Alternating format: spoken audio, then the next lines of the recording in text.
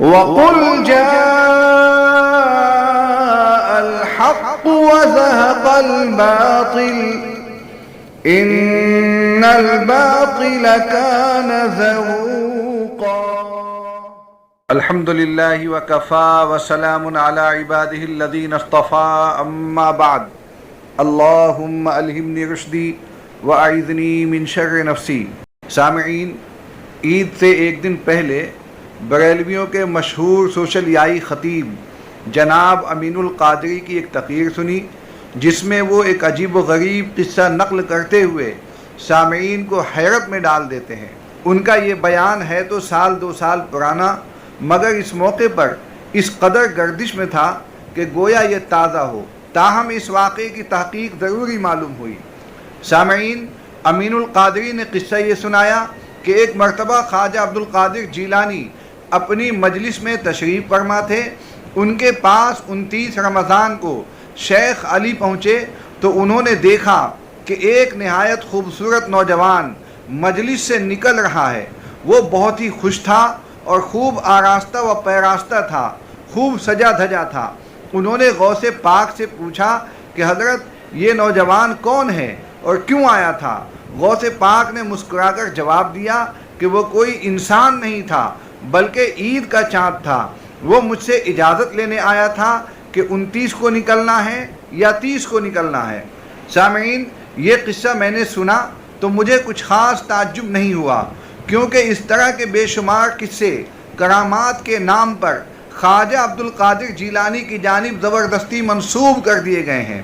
چند قصے میں بھی آپ کو سناؤں گا، مگر ان سے پہلے یہ جاننا ہے کہ اس قصے کی اصلیت اور حقیقت کیا ہے۔ سو عرض یہ ہے کہ یہ قصہ بھی خالص بناوٹی، ایجاد بندہ اور خانہ ساز ہے، اس میں رائی برابر بھی کوئی سچائی نہیں ہے۔ بات دراصل یہ ہے کہ کلمہ پڑھنے والوں کا ایک جاہل طبقہ انہیں نبی بلکہ خدا کے درجے میں رکھتا ہے اور ان کی آڑ میں اللہ و رسول کی مسلسل توہین کرتا ہے۔ اس نے دیکھا کہ سورج صبح نمودار ہونے سے پہلے اللہ تعالیٰ کے سامنے سجدہ کرتا ہے اور اجازت مانگتا ہے کہ اب پورب سے میں نکلوں یا نہیں۔ جب اللہ کی جانب سے اجازت ہوتی ہے تو معمول کے مطابق پورب سے نکل کر دن کے اوقات کاٹ کر اور آسمان کے چکر لگا کر پچھم میں ڈوب جاتا ہے۔ اسی طرح اس طبقے نے دیکھا کہ حضور صلی اللہ علیہ وسلم کی انگلی کے اشارے سے چاند 2 ٹکڑوں میں بٹ گیا، تو کیوں نہ خواجہ عبد القادر جیلانی کے لیے بھی ایسا ہی قصہ گھڑا جائے۔ چنانچہ گھڑا، اور ایسا گھڑا کہ حضور صلی اللہ علیہ وسلم کے معجزے سے بھی آگے بڑھا دیا۔ سامعین، سب سے پہلے تو سورج کا اجازت لینا سمجھیے، یعنی احادیث میں آتا ہے کہ سورج روزانہ اللہ تعالیٰ کے سامنے سجدہ ریز ہوتا ہے اور کہتا ہے کہ اب میں پورب سے نکلوں یا نہیں۔ اللہ تعالیٰ جب اجازت دے دیتا ہے تو وہ نکلتا ہے، لیکن ایک وقت آئے گا کہ اس سے کہا جائے گا کہ پچھم سے ہی نکل جاؤ، تو وہ پچھم سے نکل جائے گا۔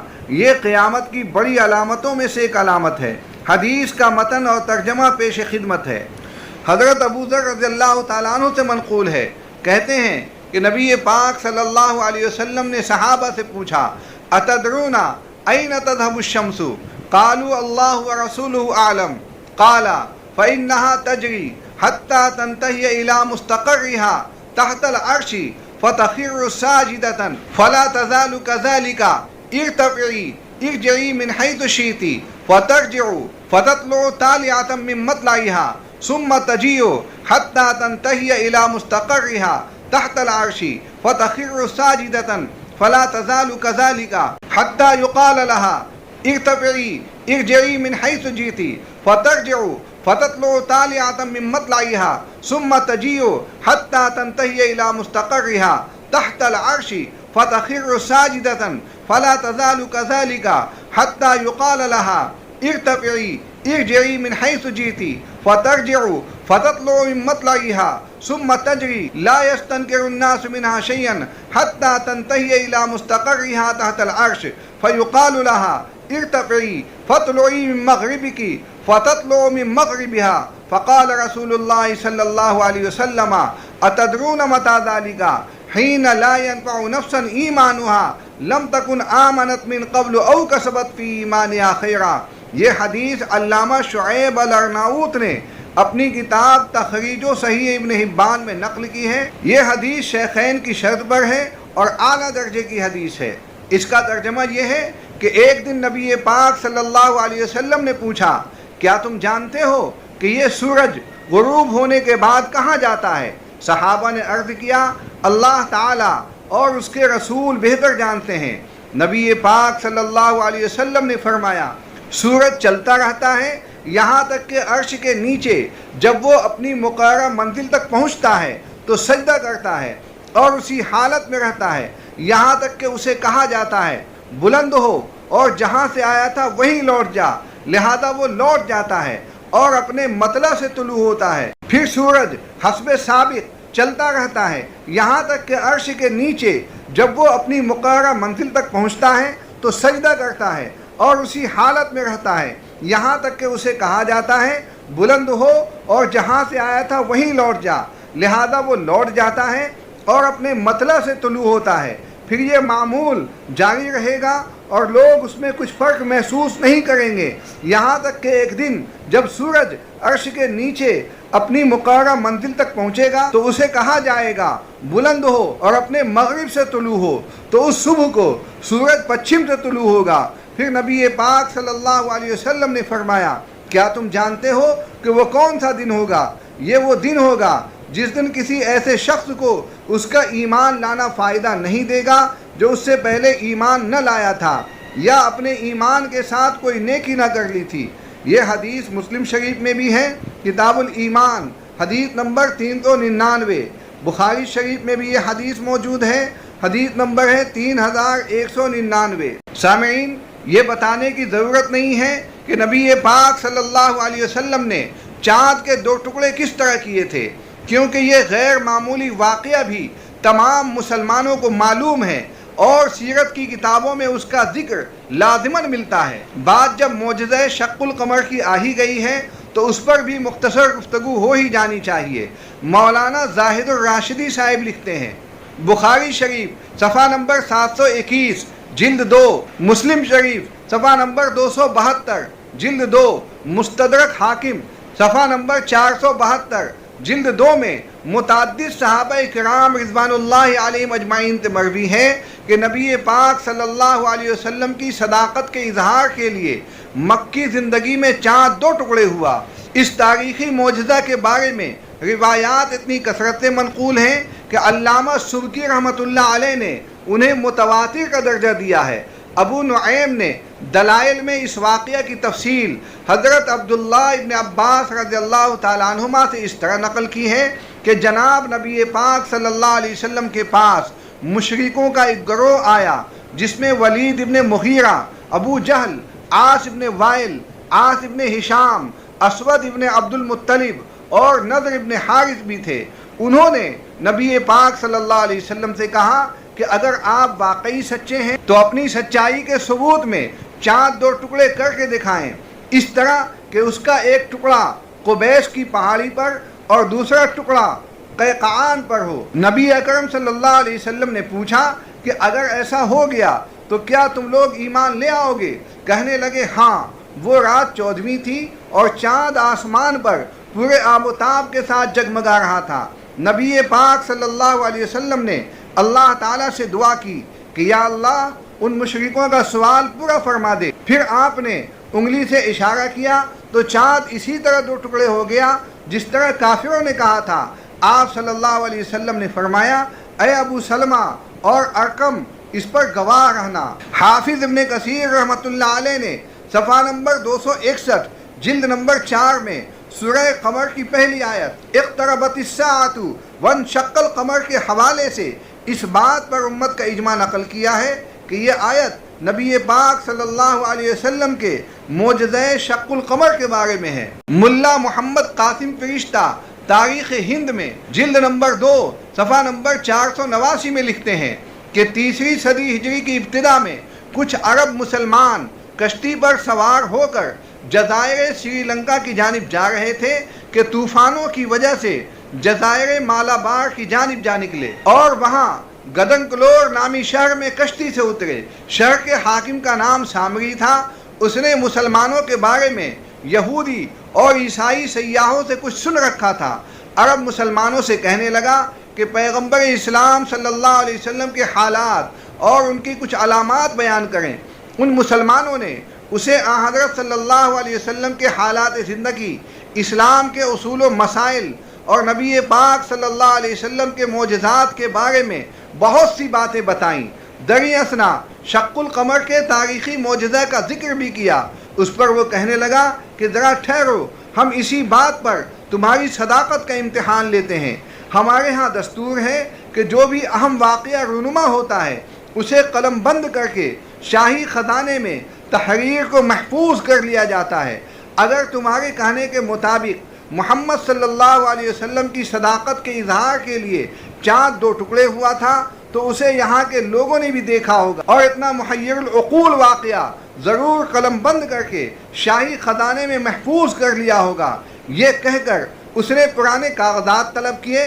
جب اس سال کا رجسٹر کھولا گیا تو اس میں یہ درج تھا کہ آج رات چاند 2 ٹکڑے ہو کر پھر جڑ گیا۔ اس پر وہ بادشاہ مسلمان ہو گیا اور بعد میں تخت و تاج چھوڑ کر مسلمانوں کے ساتھ ہی عرب چلا گیا۔ علامہ سید محمود آلوسی اپنی کتاب ما دل علیہ القرآن میں ارشاد فرماتے ہیں کہ میں نے تاریخ میں پڑھا ہے کہ جب سلطان محمود غزنوی ہندوستان پر بار بار حملے کر رہے تھے، انہوں نے بعض عمارتوں پر یہ تختی لکھی ہوئی دیکھی کہ اس عمارت کی تکمیل اس رات ہوئی جس رات چاند 2 ٹکڑے ہو گیا تھا۔ سامعین، خواجہ عبد القادر جیلانی 12ویں صدی عیسوی کے عظیم ترین مرد حقانی ہیں۔ وہ 1078 میں پیدا ہوئے اور 1166 میں وفات پائی۔ وہ حنبلی مسلک سے تعلق رکھنے والے تھے۔ اس میں کوئی شک نہیں کہ خواجہ عبد القادر جیلانی دنیائے علم و تصوف کا روشن مینار اور نورانی قندیل ہیں، مگر بریلوی حلقے میں انہیں خدائی درجہ دیا گیا ہے۔ آپ ان کے حالات بریلوی قلم سے پڑھیں گے تو خواجہ جیلان آپ کو خدا کا دوسرا روپ دکھائی دیں گے۔ عیاذاً باللہ، ان کے نام سے ایک نماز بھی رضا خانی حلقے میں چلائی گئی ہے جسے نماز غوثیہ کہا جاتا ہے، اور عجیب طریقے سے اسے پڑھا جاتا ہے۔ سامعین، بریلوی علاقوں میں ان کے نام اور القاب کیا ہیں، چند آپ بھی سن لیجئے۔ نمبر 1 غوث اعظم، نمبر 2 غوث الثقلین، نمبر 3 پیران پیر دستگیر، نمبر 4 محی الدین، نمبر 5 شیخ الشیوخ، نمبر 6 سلطان الاولیاء، نمبر 7 سردار اولیاء، نمبر 8 قطب ربانی، نمبر 9 محبوب سبحانی، نمبر 10 قندیل لامکانی، نمبر 11 میر محی الدین، نمبر 12 امام الاولیاء، نمبر 13 السید السند، نمبر 14 قطب اوحد، نمبر 15 شیخ الاسلام، نمبر 16 زعیم العلماء، نمبر 17 سلطان الاولیاء، نمبر 18 قطب بغداد، نمبر 19 بعض اشہب۔ سامعین، اس موقع پر مناسب معلوم ہوتا ہے کہ غوث کا مطلب بھی بیان کر دیا جائے اور اس میں کیا کیا اوصاف ہوتے ہیں انہیں بھی نقل کر دیا جائے۔ دارالعلوم دیوبند ایک سوال کے جواب میں لکھتا ہے، غوث کی صفت یہ ہے کہ وہ عالم ربانی ہو، متبع سنت ہو، شرک و بدعت سے اجتناب کرتا ہو، علم باطنی میں کامل ہو۔ صوفیہ کی اصطلاح میں غوث ولایت کا ایک مقام ہے، اور غوث اس مستجاب الدعوات ہستی کو کہتے ہیں جو اللہ تعالیٰ سے دعا اور فریاد کرتی ہے۔ شیخ عبد القادر جیلانی بھی اسی منصب پر فائز تھے۔ باقی ان کے متعلق یہ عقیدہ رکھنا کہ یہ کوئی مافوق الفطرت، متصرف، خود مختار، نافع و ضار، عالم الغیب، حاضر و نادر یا مسجود خلائق ہستیاں ہیں جن کو غائبانہ فریاد رسی کے لیے پکارنا جائز ہے، جیسا کہ بعض اہل بدعت نے سمجھا ہے، صحیح نہیں ہے۔ واللہ تعالی عالم۔ دارالفتاح دارالعلوم دیوبند۔ سامعین، شیخ عبد القادر جیلانی بلا شبہ دنیائے علم و فضل کی فقید المثال شخصیت ہیں، مگر کرامات کے نام سے ان کی طرف جھوٹے واقعات جس طرح جوڑ دیے گئے ہیں افسوسناک ہے۔ نمونے کے طور پر صرف 2-3 کرامتیں سنا کر آگے بڑھتا ہوں۔ دعوت اسلامی کے بانی جناب الیاس عطار قادری لکھتے ہیں، الحمدللہ ہمارے غوث پاک رحمۃ اللہ تعالی علیہ بھی اللہ عز و جل کے ایسے عظیم الشان مقرب ترین ولی بلکہ ولیوں کے سردار ہیں جو اپنی والدہ ماجدہ کے شکم اطہر میں رہ کر ان کے قرآن پڑھنے کی آواز کو نہ صرف سن لیا کرتے تھے بلکہ آپ نے اس دنیائے ناپائیدار میں جلوگر ہونے سے پہلے ہی پورے 18 پارے حفظ بھی فرما لیے تھے۔ چنانچہ 5 برس کی عمر میں جب پہلی بار بسم اللہ خوانی کی رسم کے لیے کسی بزرگ کے پاس بیٹھے تو اعوذ باللہ من الشیطان الرجیم اور بسم اللہ الرحمن الرحیم پڑھ کر سورہ فاتحہ اور الف لام میم سے لے کر 18 پارے پڑھ کر سنا دیے۔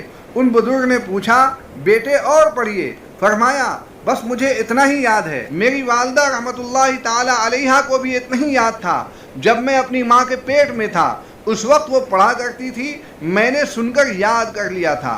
ایک کرامت یہ بھی سنیے، ایک شخص نے خدمت اقدس میں حاضر ہو کر عرض کیا کہ فلاں قبرستان میں ایک شخص دفن کیا گیا ہے جس کا حال ہی میں انتقال ہوا ہے، اس کی قبر سے چیخنے کی آواز آتی ہے جیسے عذاب میں مبتلا ہے۔ حضور پر نور نے ارشاد فرمایا کیا وہ ہم سے بیعت ہے؟ عرض کیا معلوم نہیں۔ فرمایا ہمارے یہاں کے آنے والوں میں تھا؟ عرض کیا معلوم نہیں۔ فرمایا کبھی ہمارے گھر کا کھانا اس نے کھایا ہے؟ عرض کیا یہ بھی معلوم نہیں۔ حضور غوث الثقلین رحمت اللہ تعالی علیہ نے مراقبہ فرمایا اور ذرا دیر میں سر اقدس اٹھایا، ہیبت و جلال روح انور سے ظاہر تھا۔ ارشاد فرمایا فرشتے ہم سے یہ کہتے ہیں کہ ایک بار اس نے ہم کو دیکھا تھا اور دل میں نیک گمان لایا تھا، اس وجہ سے بخش دیا گیا۔ پھر جو اس کی قبر پر جا کر دیکھا تو فریاد و بکا کی آواز آنی بالکل بند ہو گئی۔ بہجت الاسرار۔ اب تیسرا واقعہ سنیے۔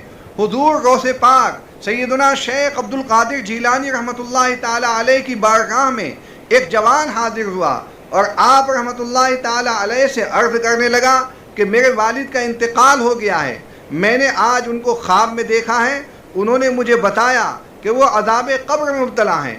انہوں نے مجھ سے کہا کہ حضرت سیدنا شیخ عبد القادر جیلانی رحمت اللہ علیہ کی بارگاہ میں جاؤ اور میرے لیے ان سے دعا کا کہو۔ آپ رحمت اللہ تعالی علیہ نے اس نوجوان سے فرمایا کیا وہ میرے مدرسے کے قریب سے گزرا تھا؟ نوجوان نے کہا جی ہاں۔ پھر آپ رحمت اللہ تعالی علیہ نے خاموشی اختیار فرمائی۔ پھر دوسرے دن اس کا بیٹا آیا اور کہنے لگا کہ میں نے آج رات اپنے والد کو سبز حلہ زیب تن کیے ہوئے خوش و خرم دیکھا ہے۔ انہوں نے مجھ سے کہا ہے کہ میں عذاب قبر سے محفوظ ہو گیا ہوں اور جو لباس تو دیکھ رہا ہے وہ حضرت سیدنا شیخ عبد القادر جیلانی قدسہ سرہ النورانی کی برکت سے مجھے پہنچایا گیا ہے۔ پس اے میرے بیٹے تم ان کی بارگاہ میں حاضری کو لازم کر لو۔ پھر حضرت شیخ محی الدین عبد القادر جیلانی قدسہ سرہ النورانی نے فرمایا میرے رب عز و جل نے مجھ سے وعدہ فرمایا ہے کہ میں اس مسلمان کے عذاب میں تخفیف کروں گا جس کا گزر تمہارے مدرسۃ المسلمین پر ہوگا۔ بہجت الاسرار صفحہ نمبر 194۔ ایک اور واقعہ سنا کر آگے بڑھتا ہوں۔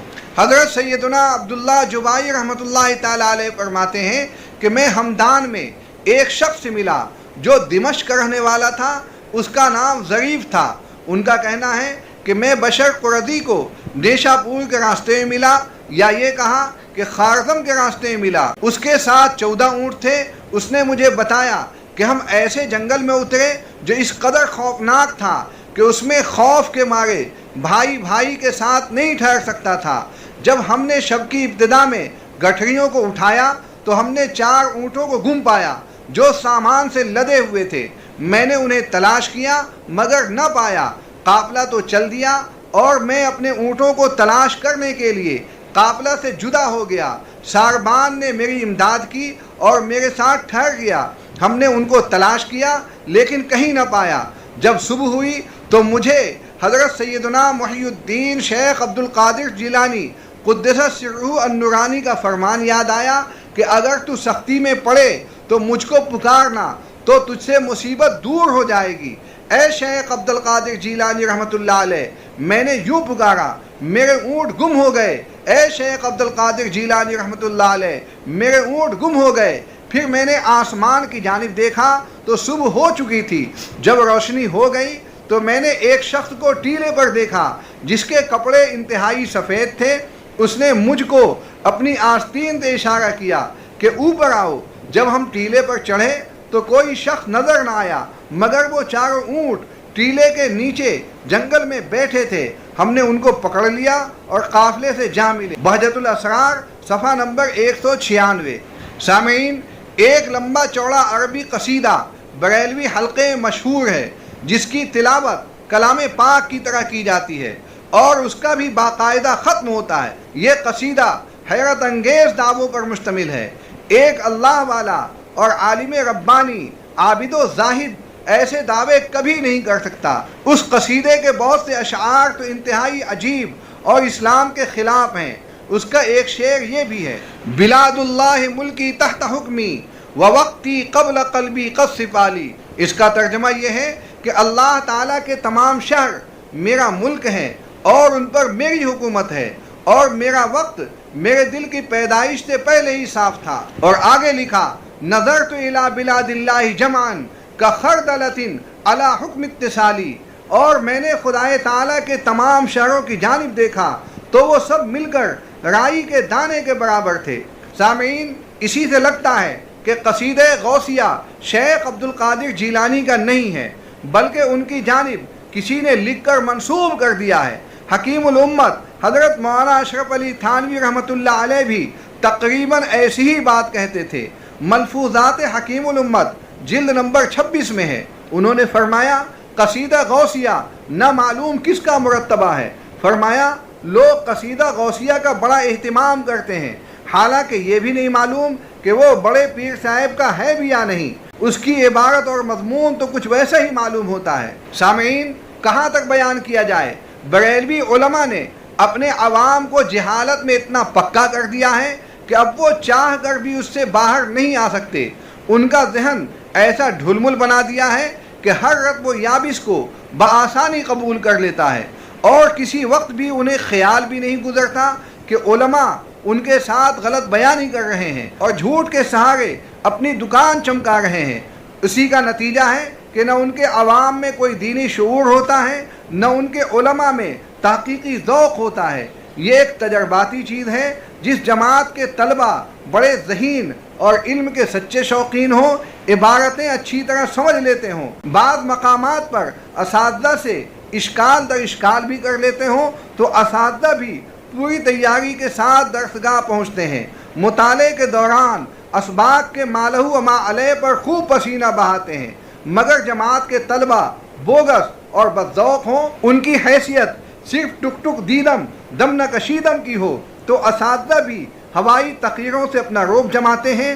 بریلوی علماء اور عوام کا معاملہ بھی بالکل ویسا ہی ہے. جیسے ان کے عوام ہیں ویسے ہی ان کے علماء ہیں. اللہ سے دعا ہے کہ مسلمانوں کو جھوٹ کی تمام قسموں سے بچائے اور سچا پکا مسلمان بنائے. وآخر دعوانا الحمد للہ رب العالمین.